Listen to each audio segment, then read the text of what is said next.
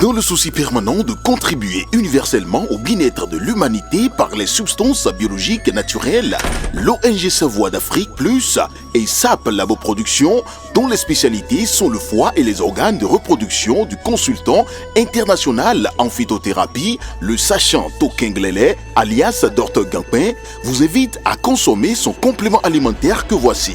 Gampin Siro est un complément alimentaire qui favorise la multiplication des cellules du foie et le bon fonctionnement du côlon. Il stimule par son action énergétique le désir sexuel en corrigeant les troubles érectiles, l'éjaculation précoce, augmente la libido et corrige la fatigue physique et mentale. Le siège est dans Cotonou à Zobo, non loin du 10e arrondissement. Contact plus 229 60 60 20 65 97 25 03 61 95 53 70 70.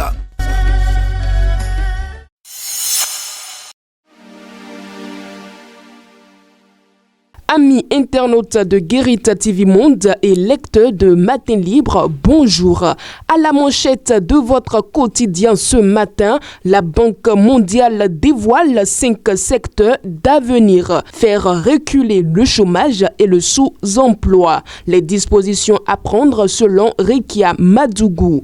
La Banque mondiale a récemment dévoilé 5 secteurs clés dans lesquels le continent africain doit émerger pour s'imposer dans les décennies à venir. Mais pour y arriver, que doivent faire les États africains? L'opposante en prison au Bénin, Rekia Madougou, a réfléchi sur la question. Son analyse sur les dispositions à prendre pour faire reculer le chômage et le sous-emploi massif est à lire à la page 2 de votre quotidien. Autre titre à la une, union au sein de l'opposition politique. Et si Nicéphore Soglo était le réunificateur, s'interroge votre quotidien.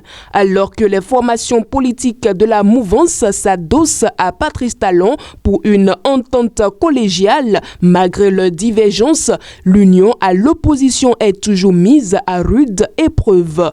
Quand on sait qu'il manque à cette dernière une figure emblématique neutre comme libre arbitre, l'on se demande si Nicéphore Soglo n'est pas mieux indiqué pour ce rôle. Port de casque, l'amende passe de 10 000 francs CFA à 5 000 francs CFA. Écho favorable des cris et appel des populations. Dans un communiqué rendu public ce mercredi 24 avril 2024, le ministre de l'Intérieur et de la Sécurité publique, Alassane Seydou, a porté à la connaissance du public la décision à la diminution de l'amende forfaitaire relative au défaut de port de casque sur les routes.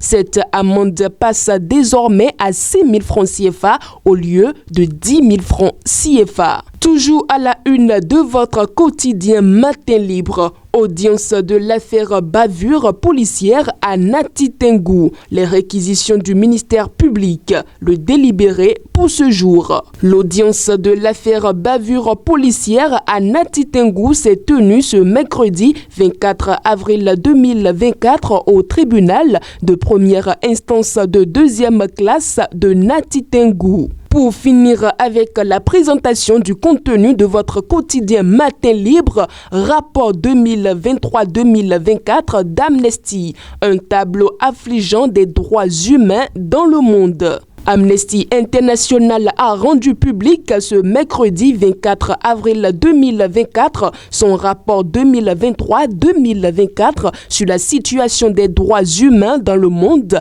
et au Bénin, par le truchement d'une conférence de presse qui s'est déroulée à Bénin Royal Hotel. Le directeur exécutif d'Amnesty International Bénin, Dieudonné Dagbeto, a dévoilé le contenu du dit rapport aux professionnels des médias. Un rapport à lire à la page 9 de votre quotidien.